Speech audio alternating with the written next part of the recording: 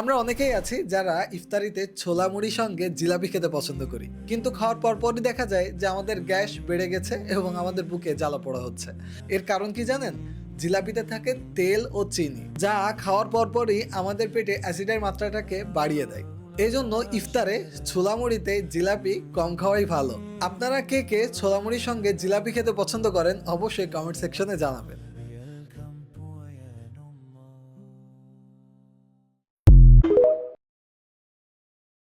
আমরা অনেকেই আছি যারা ইফতারিতে ছোলা মুড়ির সঙ্গে জিলাপি খেতে পছন্দ করি, কিন্তু খাওয়ার পরপরই দেখা যায় যে আমাদের গ্যাস বেড়ে গেছে এবং আমাদের বুকে জ্বালা পোড়া হচ্ছে।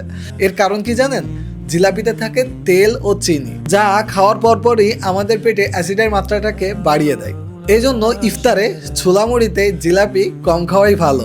আপনারা কে কে ছোলা মুড়ির সঙ্গে জিলাপি খেতে পছন্দ করেন অবশ্যই কমেন্ট সেকশনে জানাবেন।